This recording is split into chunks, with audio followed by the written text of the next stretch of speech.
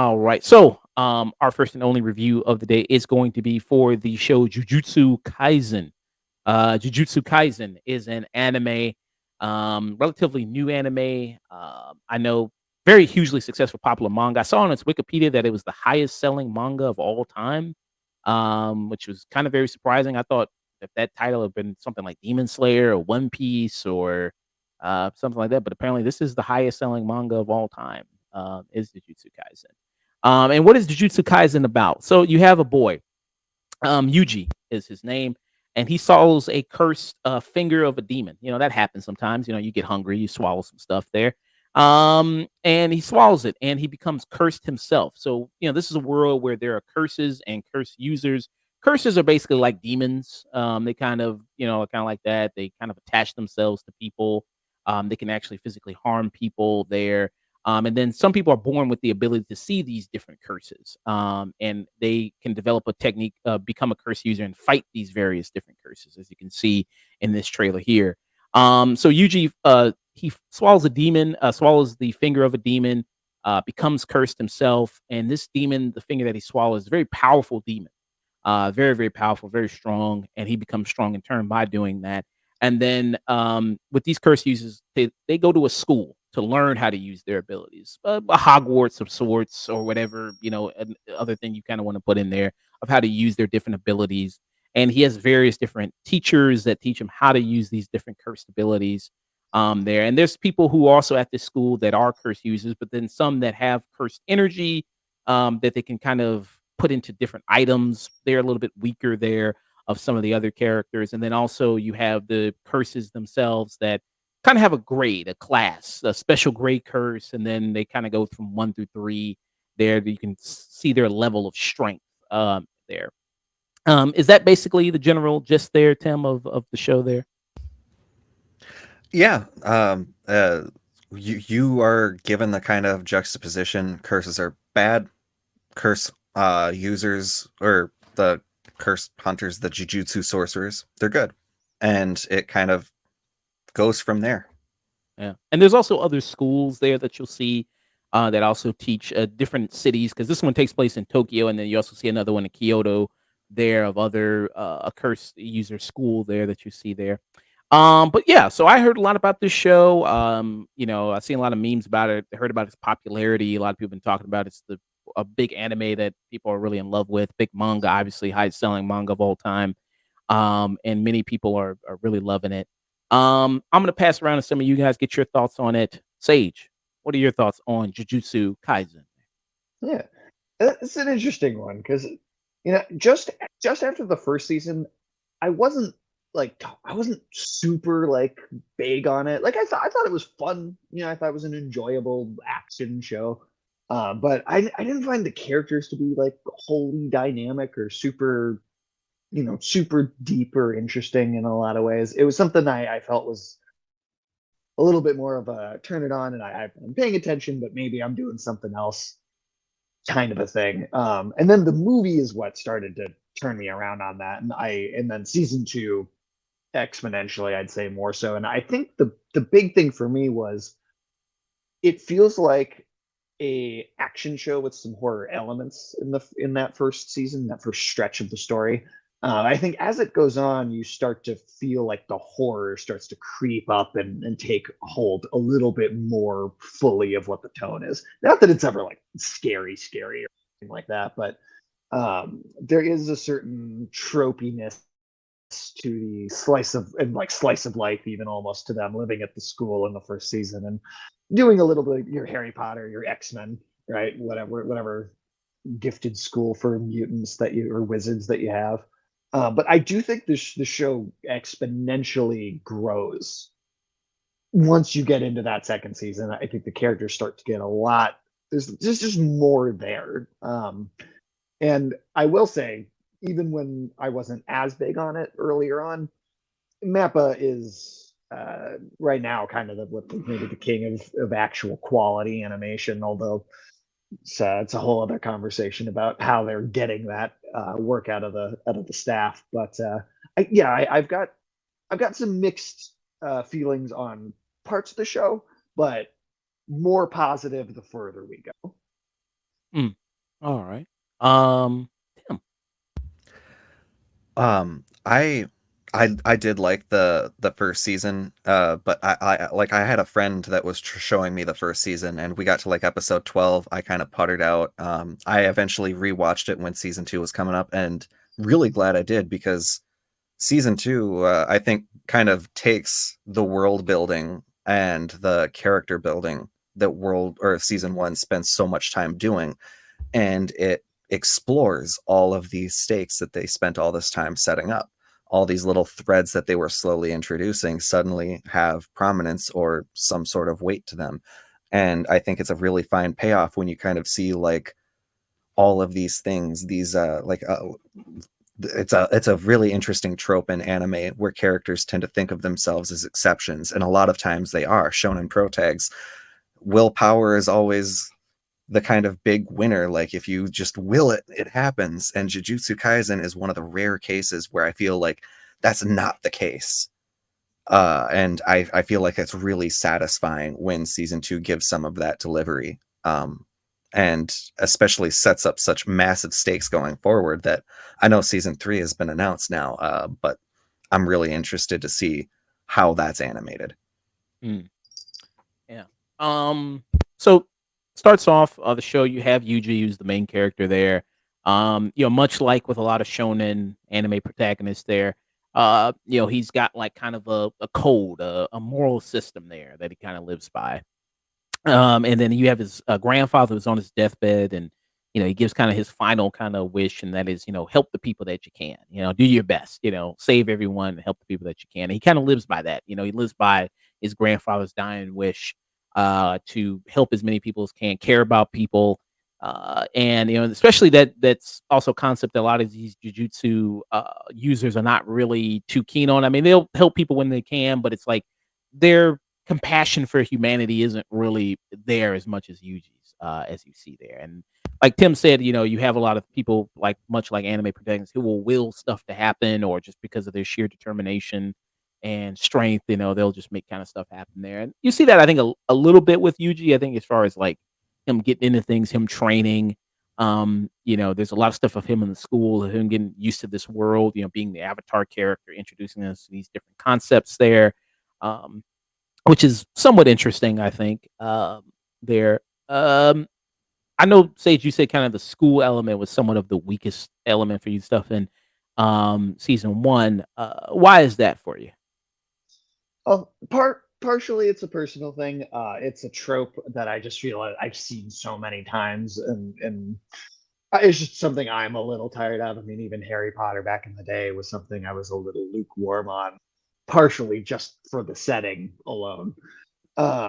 Which I know the internet's. I don't know if the internet's going to be happy with me saying that or not, but yeah, I guess it kind of it hit this certain slice of life tone at times where I felt like I was like there's a couple, was it like 2 episodes, maybe even a little more.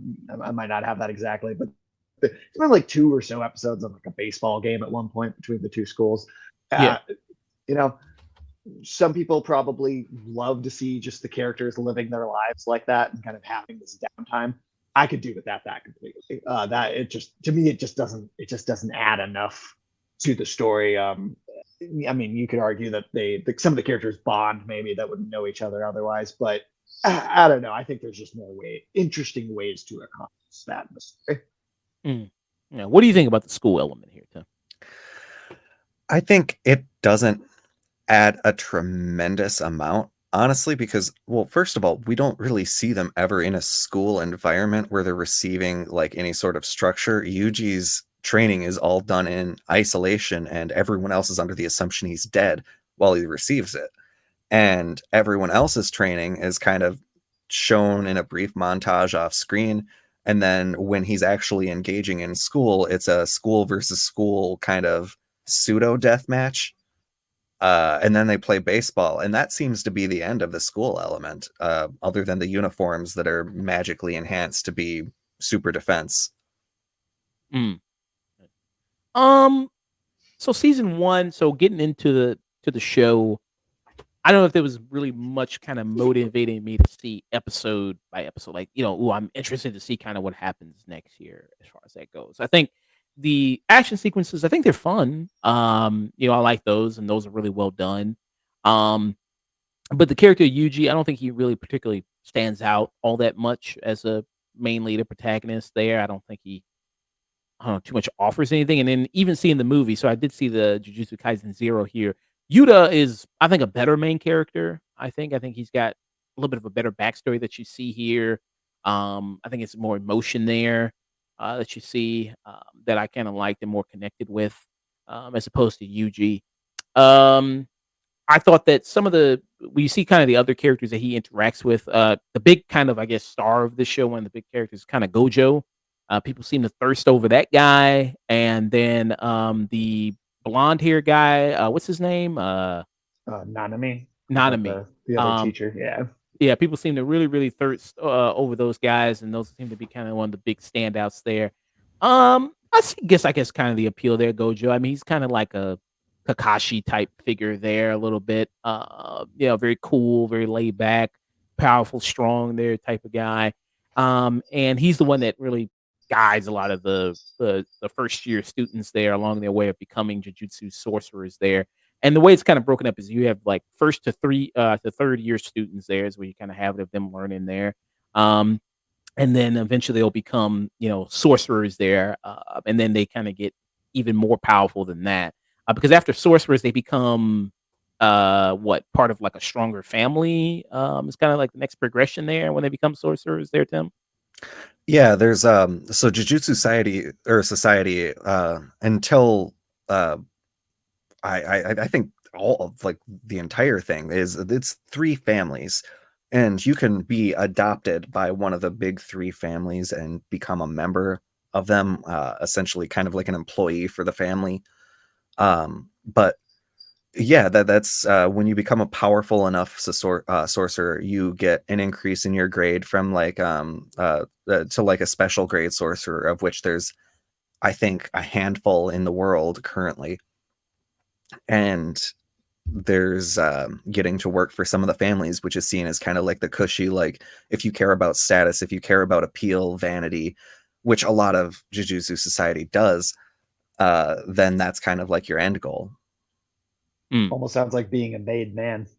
And there are sorcerers outside of Japan, for anybody who's unfamiliar with the setting, but by and large, cursed energy and sorcerers that can manipulate it predominantly appear in Japan. There's more in Japan than there are in the rest of the world combined, I think, is what they've said. Okay. So the opportunity to expand it is there if they wanted to go to kind of other places. Okay. Um. Okay. And how much of a difference is the anime between the manga there? There is actually quite a bit of difference between the manga and the anime. Well, in some ways. Like the manga is actually kind of hard to decipher what's happening just because the fight scenes are so frenetic and chaotic, that I think the animation really does a good job sussing out or taking a single frame and dilating it into a minute-long sequence that actually really fully elevates what you're seeing, and what you're able to understand from the material. Because there were more times than I can count where I read a chapter, went, what the fuck? And went back and reread the chapter, or I went and talked to somebody about the chapter because I couldn't figure out what was happening. And you don't really have that problem with the show. If you've watched an episode and you paid enough attention, you're going to get everything they want you to get. And there's little pieces of nuance that you can get that they actually scatter that upon a second watching, you're like, oh, that's a good piece of foreshadowing. And I think that is something that they take over well from the manga, because there's nothing if not foreshadowing in the earlier episodes or chapters. And I'm a couple chapters behind, but otherwise, knowing where season 3 is going to go, I think there is kind of that further elevation of the stakes that are kind of like that upping of what they stand to lose, because we kind of saw in season 2 by the end of it, like, they stand to lose a lot. I think how much are we discussing the final episodes of season 2? You can go ahead since season 2 is Well, with the season, the end of season 2, more or less, the capital of Japan has been lost. The prime minister is like, not, they don't know if the prime minister of Japan's alive. They don't know how many cities are intact. They know roughly 10 million cursed spirits are on the loose in the densest population center in Japan, and they're just they leave a lot of different plot threads in that final few moments of season 2 of like where things could go. And I think it was really well done, that kind of transition, because the chapter that season 2 originally ended on, it wasn't as kind of nuanced in how many things it was able to kind of, like, how many plot threads it was able to leave out there before it went on a brief hiatus. So the manga, I think, does a really good job at pacing. It does a really good job at expanding upon scenes that were relatively brief. But there are some kind of lighter-hearted things, or just kind of like brief things that they kind of cut out, I think, for pacing, just because they don't really fit. And I'm okay with that. Like the baseball thing, I would have been okay if they left that out, or like shortened it or condensed it. That was one of the things I didn't understand them expanding as much as they did, because that was I think 2 chapters of the manga. And it got 2 full episodes. Yeah, it's like 2 full episodes here in the anime. Yeah. And the inspirations for this show, so you can see a lot of like Naruto here. Kind of some of the school aspect with some of the characters. Gojo is very much like Akashi. Also, I think the creator of this show also said very much inspired by Yu Yu Hakusho. We did a review for that a little while back in Yu Yu Hakusho, especially the 3rd arc of Yu Yu Hakusho, where they kind of go after the rogue former spirit detective there, who turned evil. And a lot of the main antagonists of the show. So the first, they kind of set up a lot of big antagonists in the 1st and 2nd season. One of them being, so are these people like they are human beings, but they've kind of turned their cursed energy for evil there, or their curses that have gone wrong? Like, is that kind of what's going on with them? Which ones specifically? The ones that like the Frankenstein looking ones, the Frankenstein monster looking villains. Okay, yeah, those are curses who have like just been like they've been alive long enough to start developing like a consciousness and personality. Okay. And another thing that Jujutsu Kaisen borrows from heavily is the old Devilman series, and that's something a lot of modern anime pull from, but kind of starting out with human force and a like demonic force, and then slowly kind of adding layers of consciousness or humanity to the monsters, like over time, developing them into like kind of fully thinking and feeling beings. That's definitely it that it kind of spills into as it goes. Yeah. Oh, go ahead, Tim. Oh, I was gonna just add upon that, and that it's I do kind of like how they present these, because there's curses that just generally curses in this world metastasize out of the negative cursed energy that all people, especially sorcerers, but all people tend to emanate. And it's basic fears, like fear of natural disasters like volcanic eruptions, or fear of other people, which is that Frankenstein monster. It's the kind of an amalgamation of the collective fears of other humans that people carry. And that's why he's kind of able to change his shape at will, because he is able to become any human or anything that resembles that facsimile of the soul. And so it's kind of an interesting representation, because you have these culminations of human fears distilled into a singular entity that you then have to kind of grapple with, like, okay, Volcano Man, who represents all volcanoes, wants to burn the world down. Let's see where that goes. Yeah. There's a lot of weird element. I mean, when Sage brought up the horror element, thank you, by the way, Dante. Thank you for the raid, man. Much appreciated. Um, And we bring up horror elements. You really get that with a lot of the creatures there here, in kind of the world. Because I mentioned, like I said, these curses are kind of like all around this world. There's people who have maybe issues like with their back or neck. It's like, man, I got this sprain in my neck, man. What's wrong with me? And then you see like this curse that's just around them, like strangling the shit out of them. So you see that there, and they have to just get that removed there.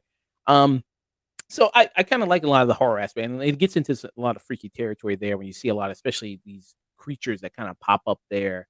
Especially when human beings when they turn them into curses, like there's the one villain in it, with the long gray white hair. What's his name? That character, the one that has all the stitches. Mojito. Mojito there. He's got all those, yeah, stitches around it. He turns human beings into curses, and he just like uses people as science experiments. He can, make them as big as he can or small as he can. Can consume people and then spit them out and then have them attack, people. I thought that was, yeah, very much of a horrific aspect in the show. I think they worked really well. Um, and but I think kind of I was struggling with the kind of the show there is I guess, yeah, with the first I wasn't really that much connected with any of the characters. I didn't really dig as many of the characters like some people did there. Besides for the fight sequences there, I just thought like, it's okay. I'm not really digging the hype so much there. Um, and with the movie, I was talking to Sage about it. So, what's your opinion? So, do you think you said the movie kind of more turned you around on the show? Yeah, the Um, movies where I started to really get into it more. I mean, I think immediately Yuta as a protagonist has and again just to emphasize that it's a horror series. Have Yuta as a protagonist to me, that backstory immediately emphasizes the horror in the story by kind of intertwining it with the main character and making it a part of him. It still maybe doesn't go as intensely as the second season does, but I feel like you start to get a lot more of a, I don't know, strong emotional connection to your protagonist. I think that helps so much when actually trying to invest in the world, which I yeah, for the whole first season I really had a hard time doing with Yuji. Like I'm not saying I dislike him even, but I just felt he was very hard to kind of relate to or get in the headspace of. But yeah, so Yuta as kind of probably my favorite character in the whole story, honestly. He's kind of what pulled me in that story and the story of his childhood and the curse that's bonded to him in that film. Yeah. I even think his ability is cool, like the sword, and he's got the demon that kinda comes out there. I think that's kinda even cooler there, and a lot of things kinda goes on there. What is your opinion on the movie there, Tim? I think the movie, like when you watch season one and you get to the end of it, and you look at Yuji and compare him to Yuta at the end of the movie, uh, I'm more compelled to want to follow Yuta's story because I don't know, I feel like it's more got the tragedy kind of entwined with it, kind of like as Sage said. But you also get this character that's kind of, I think, more relatable, kind of because he's more like the average viewer. He's not like with Yuji, you have somebody who's ripped and strong and just incredibly powerful without really doing any exercise to attain it. And he's Kind got of a this preppy kid. impeccable moral code that is infallible, and he's just incredibly kind and charismatic, and he doesn't really seem to have a whole lot of flaws other than caring too much. um and in season two, you get to see that bite him in the ass, and you get to see it bite him hard. And that's where I'm interested in following Yuji's story from now on, because his whole life, his whole execution was stayed on this promise that he could follow through with this shonen pro tag willpower, unwavering resolve stuff. And like, oh yeah, I'm gonna change how everything is always done, and I'm totally gonna overcome Sukuna. And then he loses control for 1 minute. That whole fight, I think the manga does a bit job of kind of showing or stating that, but it was just like 1 minute that all of this was happening in. Mm, And it's kind of incredible that like it was able to just show him losing control for that single minute and killing, what was it, 50,000, 100,000 people. uh he leveled us like a circumference, or like it was like a 2 mile radius or something. Yeah. There's visible from space. So and just the raw emotion that you see Yuji have at the realization of what he's done. I thought that was a really compelling moment, and that was where I was like, okay, yeah, I think Yuji's kind of reaching that potential of what Yuta has. And then we see him towards the end of season 1 coming in. We're finally getting him seeing that integration into the main story. So I'm really excited for season 3, if not anything else, but because we're going to see Yuta. So, seeing some of the discourse online about it, trying to follow people who are fans of the show, seems about one issue is that people have with the power scaling in the show, just in terms of how everybody kind of ranks in terms of that. And then I think somebody said even the creator of the show said that yeah, it kind of is all over the place. Have you heard that before, Tim? Yeah, and I've got kind of a mix of feelings on it, because like, yes, the power scaling is kind of weird, but two things kind of in response to that. One, a lot of shows have that. I mean, heck, we would mention Demon Slayer earlier in the episode. That's a good example of where power scaling can get just kind of just like, oh, suddenly you can't cut through this guy's neck because it's as hard as a mountain or something. That happens with Jujutsu Kaisen, but you also have it explained that like it doesn't take something fantastical to kill a sorcerer. It could be something as simple as like tripping at the wrong moment, or getting inside somebody's head, or predicting how things are going to flow. It's that kind of ingenuity tends to triumph overall. And based on where everything is in the show, I kind of I disagree with the discourse that it's kind of a problem. But currently in the manga, there is a problem where things are happening at such a fast pace, because the mangaka has stated that he wants to try to get to the end of the series, uh, and that means that we're kind of getting things that are like an inexplicable, or like when power elevation happens and it's explained adequately, it's kind of interesting, because it's like utilizing the very minute details of someone's ability to the maximum potential. That's kind of interesting. But when you have stuff happening that doesn't really get a good explanation as to why or how it happened, or it doesn't have any kind of lead up to it, so it just kind of falls flat. And that's one thing I will worry about with season 3, which is that the power scaling does get a little bit fucking wonky. So how long is this supposed to last? He's trying to kind of rush to the ending. So is there like an ending date pretty soon coming, or? I think he's got like another year or two of working on the manga left, based off of, at least with the last chapter I've read. I can see the end maybe in the horizon somewhere. Realistically, I can see it translating into about 4 seasons and maybe another movie. But depending on how fast he's able to pump out chapters, he's covered a lot more than I thought he would in the last. Because it's been what, 3 years since season 1 came out now, or 2. It's I think it was 2021, right? Yeah, so about 3 years now. And he's covered a lot in that time. Mm, yeah. Because the first manga came out in 2019. And then and the anime television series premiered in October 2020. So Oh, yeah, okay. they had that kind of going on with it. But the powers are very interesting. See the powers, see people's different abilities there. Um, One guy, I mean, he's in the jujutsu school. He's like Black Bolt. Like he kind of opens his mouth and then yells, and then that's where his cursed energy comes from. You got one person who's like a Tekken character here. He's a fucking panda there, who is a cursed corpse there. You got the one girl who got nails. She can, like, that's her whole thing. She uses nails and uses cursed energy there. What would you say you guys' like favorite kind of ability here that you kind of see kind of used with a lot of these jutsu powers? Sage, what would you say? My favorite is gonna be Yuta.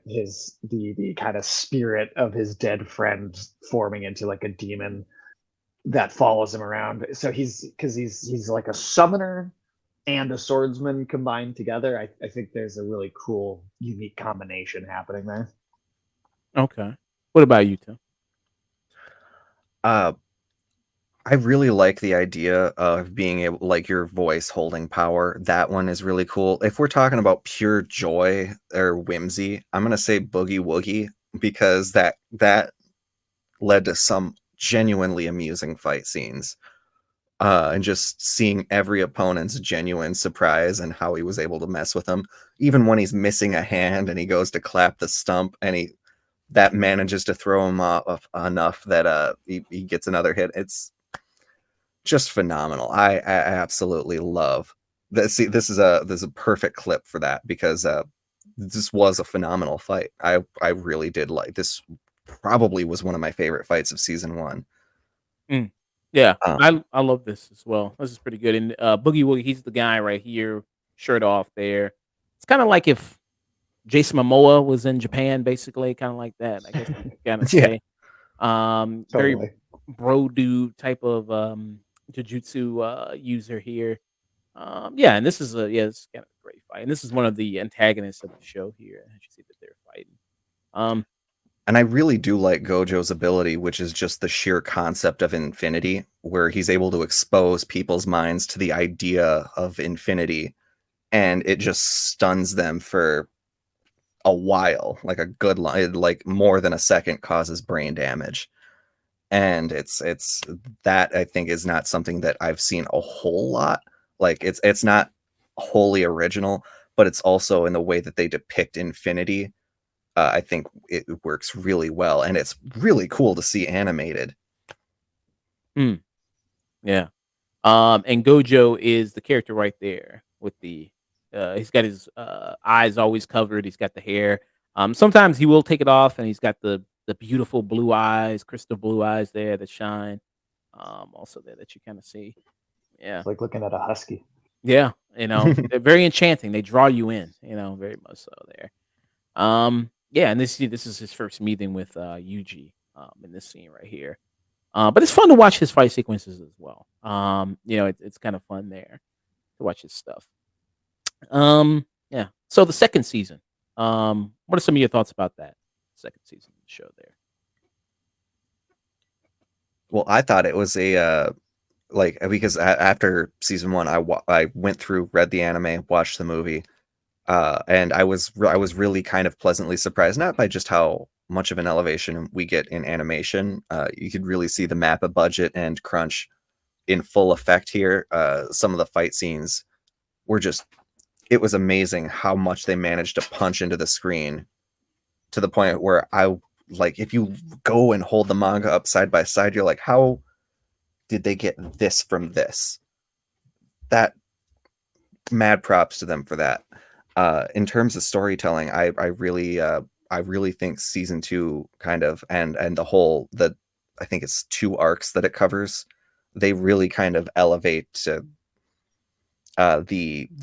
the level of tension there, because you have the flashback at the beginning of season two for the first 4 episodes, and that was actually I'm always wary when we do time jumps in shows like or flashback episodes, things like that. But I would have been okay with them staying in the past longer, which wholly surprised me. It was, I think, 8 chapters or 10 chapters, but they managed to expand it out quite a bit in a way where I was reading or watching the same thing I've read before, and it was hitting in different ways, which is always something you really want to see. I think Attack on Titan did that with the final seasons especially, but it's really always a nice thing to see. Speaking about Studio Mappa, um, people probably heard this. Jujutsu Kaisen animator melts down proves fundamental problem with anime's biggest studio. And yeah, there was a lot of conversation about what happened with the second season. As Tim mentioned, a lot of the crunch that happened, the kind of put this season out. I think Sage, didn't you show me a tweet from somebody that said that they were like wanted to kill themselves or self delete or something like that? Yeah, there was at least one animator that said that. I remember reading about another animator that had ended up in the hospital and like thrown up blood from Jeez. overworking and exhaustion. Both the director of the second season of Jujutsu Kaisen and the director of the first season of Chainsaw Man have left to each form new independent studios. So I mean, they're starting to drive some people Uh, away. I mean, they still got a lot of staff that's only two people, but that could easily turn into a bigger trend. Yeah, it says this is from Screen right here. It says for years, Studio Mappa has received criticism for their allegedly poor treatment of animes, with the Jujutsu Kaisen season 2 production issues being the most recent and the most publicized. Numerous animes who have worked on season 2 have come out to claim the studio has given them short deadlines and poor compensation. Despite critical acclaim, a number of high-profile titles such as Jujutsu Kaisen, Chainsaw Man, and Attack on Titan, Mappa has come under fire from many of its workers. Mappa animator Hon, as they say it, Honi Hon. Uh, I'm not sure. Okay. Recently commented on Jujutsu Kaisen season 2 production, claiming an unreasonably tight schedule. And this is a tweet from the uh, the animator right here. It says the worst thing is when all the staff work hard to complete a schedule that would normally be impossible to meet in time, and the people above them look at the results and think I can't say anything and fail to make improvements. I guess the cycle started when I completed one movie in 4 months. That's pretty great though. I mean, that movie did look pretty good though. I mean, yeah. It It did. is. It did. They definitely deserve more time. But yeah, I mean, it's been a problem for a long time. I mean, I don't know if you know this, but the after Wit Studio did the first three seasons of Attack on Titan, they turned down continuing to animate it because the company that owned the IP wanted it done in such a short amount of time for the following year, and Mappa was the only anime studio willing to take the contract with such a short window of work or of time to get the work done. And it's sad too because a lot of the people that work at Mappa used to work at Madhouse, and Madhouse kind of went away because of these exact problems. And Mappa was a new studio founded by some people that left Madhouse for this very reason. And it kind of seems like the cycle's repeating itself quite a bit. Mm, yeah. But Sage, what did you think about season 2? You said season 2 is where you really kind of fell in love with the show. Yeah, Uh, season two I think is a big improvement. I mean, there's a few different reasons. One, I think it actually, for me, starts to feel like a horror story in a way that the first season never quite lived up to. I also think, and this is, again, this is a personal thing, and I've complained about it for many anime in the past, but I do think the first season sometimes, like there's certain powers like Gojo where they're a little more abstract and they do require the characters explaining it to the audience just a little bit. But sometimes there's powers that characters will use that I can see just fine, and they give you these long, I mean, sometimes 5 minute monologues like mid fight or breaking the pacing up a little bit where they're just giving you exposition about something that I could just understand by looking at it. And season two cuts down on that a lot. There's not nearly as much explaining every power everybody's using. I think that's part of what makes the action scenes a lot longer. I mean, even just at kind of at the beginning when you have the kind of mecha fight early on, there's nobody stopping to explain anything. The action just is allowed to flow and just continue and escalate and be dynamic without a lot of interruptions. I think that's something that makes season two a lot better. I think the horror makes season two a lot better. I think Yuji, I mean, he starts to finally be traumatized enough for me to care a little bit, which I think that's the big thing. Is he to me he hadn't gone through enough interesting moments, and I think he finally starts to have those happen to him. I also think that the stakes just feel like they're there in a way, whereas the first season, and part of it's maybe the presence of Gojo being a very overpowered character, and he's taken off the board very early on in the season. But there's a sense of stakes and danger, and people, and when many characters do die, right? They kind of massacre. It should be the Shibuya massacre more than the Shibuya incident. But I felt like I started to feel feel like there was a sense of danger in the story that throughout the first season I kind of was like every time something seemed like it was going to be bad, I was like, they'll probably be fine. I could think of 5 ways they could get out of this. Whereas, yeah, season two, it really felt like there was a threat and a danger that could not nearly as easily be. It almost, in some ways, it almost feels like a different show to me. Mm. A lot of people. I was talking to Dante, who's in the chat right here. He's a big fan of the show. That he feels like if he had a complaint about it, is that Yuji he gets his ass saved a lot by the other characters. Do you see that a lot in the show? Oh, I at least for sure in the first season. I think season two maybe a little bit, but I think there are some Deus Ex Machina moments where like a character will come in, but I think the nice thing is that either that character that kind of comes in and saves him either dies or is at least maimed horribly. So it feels like he keeps being saved, but then he's got to watch that person just be either torn apart or killed. And not that he's not being saved over and over, but I think the fact that he is and then that's the consequence over and over again. That driving in some psychological trauma, at least in presumably the next season, I think will lead to a base for a more interesting character. Mm. What about you, Tim? Do you see that as a complaint? Well, I think Yuji, yeah, in a way, like it's kind of a nuanced thing because if you take just season one as kind of an isolation thing, yeah, Yuji has not gone through the requisite tragedy for a hero's journey that really is compelling. Um, but you take that precocious idealism that he goes into season one with, that he's going to be this exception to all these centuries and millennia of precedent. And then in season two, you find out that no, he's very much not an exception. He's not shit. And it's very much can go like the season one, like more like when they lose, they're not losing bad, and then they win after a little bit more. There wasn't really any kind of big losses.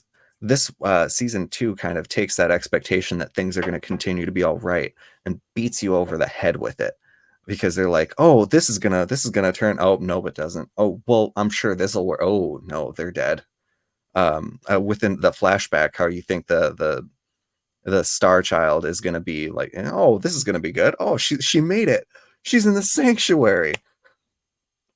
I do have to say for that opening 5 episode flashback arc, I knew she was gonna die the first episode because they put the name of the story arc on the episode list as hidden inventory / premature death. And the second they introduced this character who people were hunting, I'm like, oh, I wonder who the premature death is going to be. So I feel like the title almost spoiled that a little bit. Yeah, they could have named the arc a bit better there. Season two. So I do think season two is better than season one. I was much more keen on there. I do like Yuji better in season two. I did like a great moment Yuji had in season one, though, to go back to that for a little bit, was the moment with the guy that he met that they were trying to investigate and to see, because he was kind of being taken in by the evil curses there. And his first reaction was just to, treat him as a human being, kid that she saw, has been pretty much bullied his whole life there, and to really kind of take him in and be a friend to him.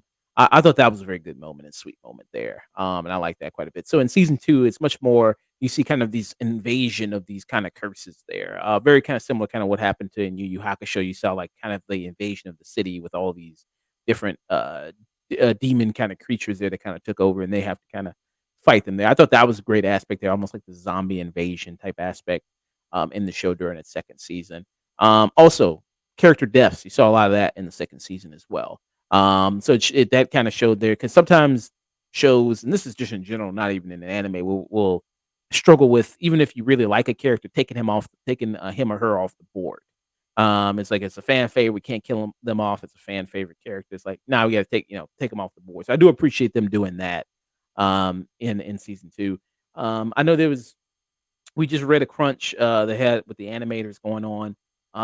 Animation is very much improved, I think, in the second season. I think it's even more tighter, even more much more flow in the second season as opposed to the first season there, and you see that in a lot of way. Kind of they move and the battles there. I think that's really good.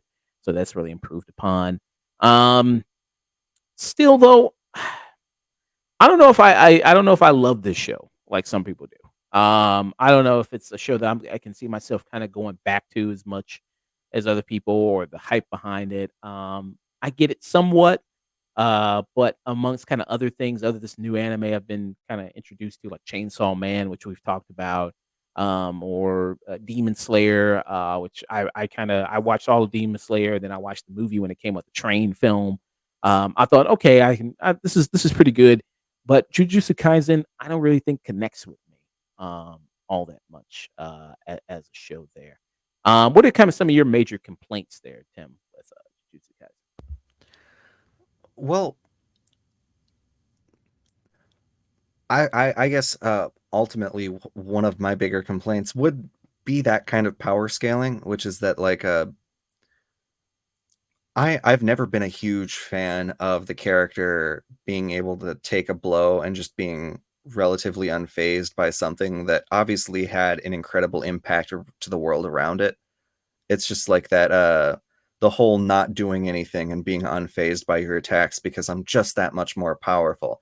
I feel like that's something that's utilized kind of a bit much, and I know it's supposed to make the payoff of when they finally take that one punch that sends them reeling and they're like, but how?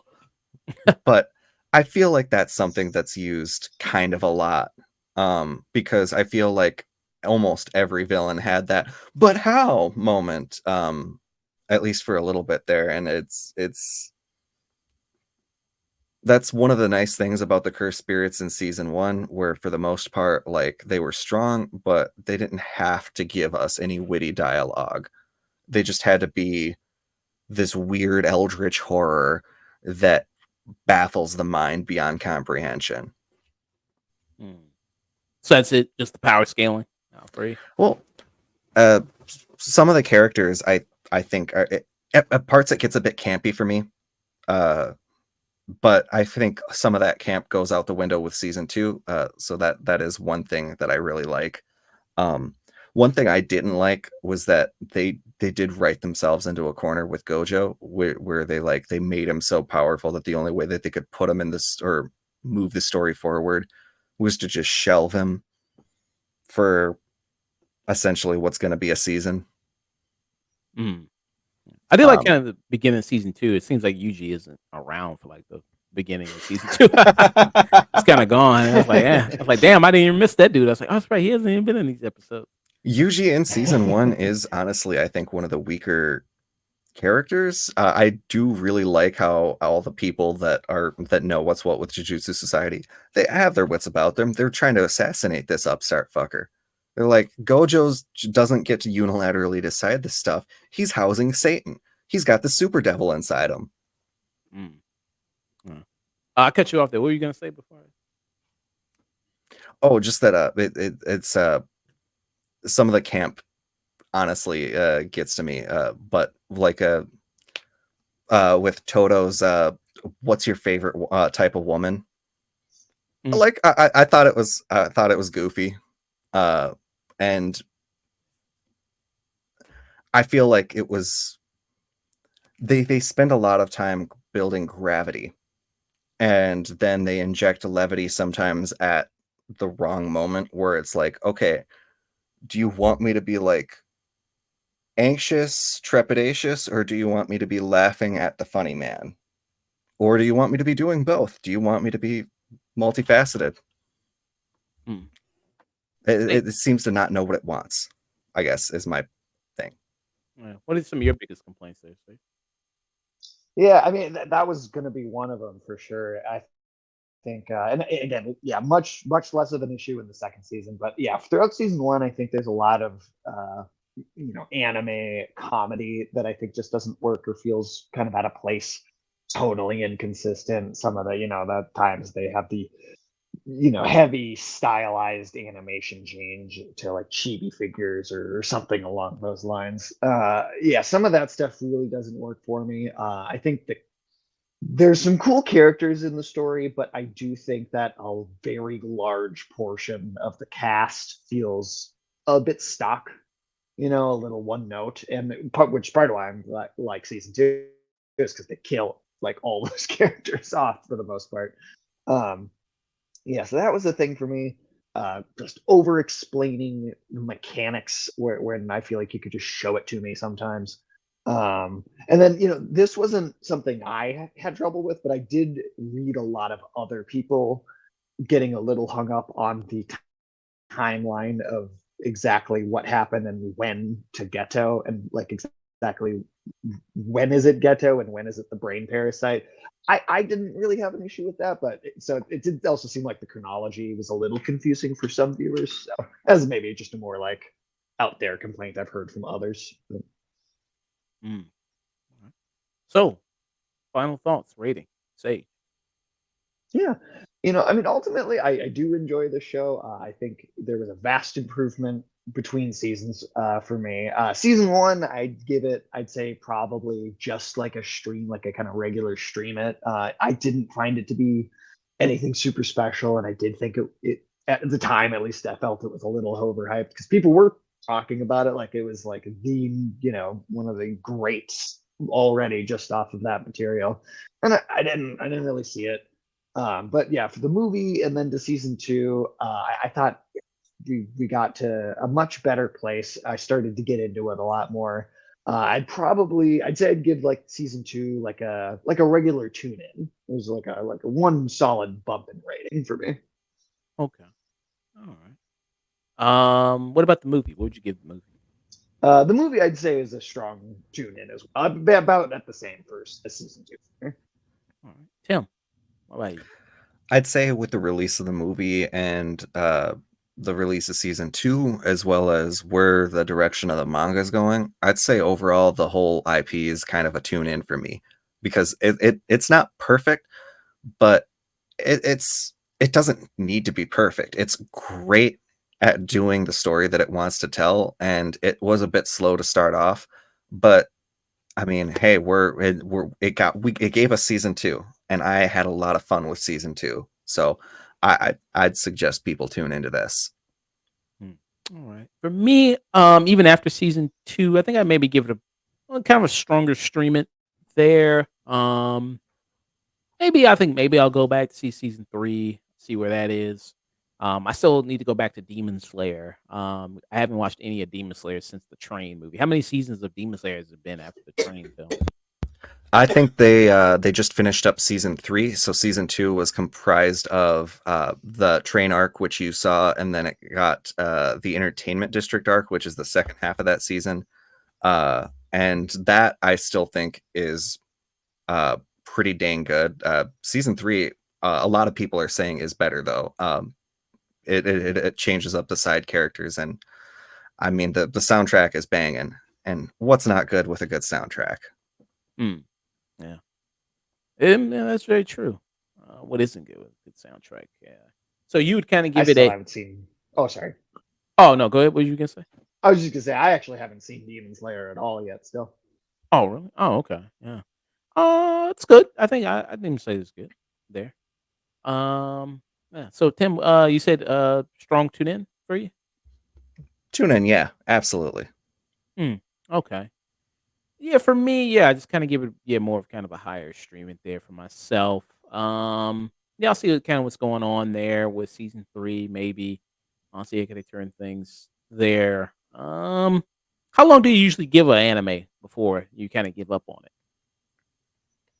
Hmm. I often, if I'm watching it totally on my own time and like I'm not doing it to come review it, and I can just drop it. I usually give it as many episodes as it takes until they do the first obnoxiously pervy, horny side character moment, and then I usually. Hmm. Yeah. There's nobody who's. It's not really anybody aggressively horny here, really. No, Uh, not really. You don't have That that was problem with one this thing I show so really much. liked about Jujutsu Kaisen. There's no overtly horny character. Toto's as much as you get, and it's Yeah. kind of it's pretty tame. Toto was a little weird. The first time he showed up, I was like, "Is this going to be the character that I can't stand that makes me want to stop watching the show?" But luckily, it doesn't go. So Yeah. And then he had that one his thing of like what woman he's into there, what's his type of woman. And she didn't seem like she so that took place in the past, right? Because when she shows up again, I thought she didn't age or something. So that all takes place just in the past when she shows up. yeah. The first 5 episodes of the season are like a flashback to when Gojo and Geto were students, and then after that, like prophesized child gets like shot in the head, and that part wraps up because the Ghetto character, right? Those first 5 episodes, and then the movie happens. He dies at the end of the movie, and then we don't get the reveal until a couple episodes into the Shibuya part of the story. But that's like it's not Ghetto. It's some like brain parasite that we don't have the name for. But that with the stitches just on the head. Right. Ghetto died at the end of the movie, and he hasn't even been in the show like at all, except for those flashback episodes. Mm. Oh, That's something that I thought the show could have. I guess that adds to another critique, is they could have been a little bit more clear on that reveal that it's not him. But I do really like the imagery of him peeling back his skull cap, and the parasite that's controlling his body is just got a fucking mouth on it. That was really cool. In the movie, I like the movie. I give the movie a tune in. I give the movie. I think it's a good movie there. But yeah, that's kind of it for me. Just a tune in for the movie and a stream it for the show. Myself there. I'm just don't know if I'm in love with any of the real characters strong enough to go like, yeah, this is one of my new favorite animes or story. Um, I don't know. Maybe focused on Yuta. Maybe I've been probably more into it. Maybe if they just did that from the beginning. That's But yeah. why I'm excited for season 3, is because I presume, based on the end of 2, that he's going to have a much more focused central going forward. Hmm. Well, if he shows back up a lot, then maybe I'll tune in there. We'll see there. I will say you do get to see, like, season 3. He's going to be at least in the first few episodes of that, and then sporadically throughout the rest of the series. Because I believe, like, he and Gojo and I'm forgetting her name, but the lady who taught Toto is like the what's your favorite kind of woman. Those 3 are the most powerful characters in the series, and I guess Geto. Hmm. So the dude right here with the nunchucks or the thing right here. Yeah, So this is him before he had the stitches and he got controlled by the parasite right here. yeah. Yuta kills him in that, and Yeah. then throughout the whole show, it's Parasite. Yeah. Okay. Yeah. All right. So Sage gave it a tune in. Tim as well gave it a tune in, and I gave it a stream it for Jujutsu Kaisen.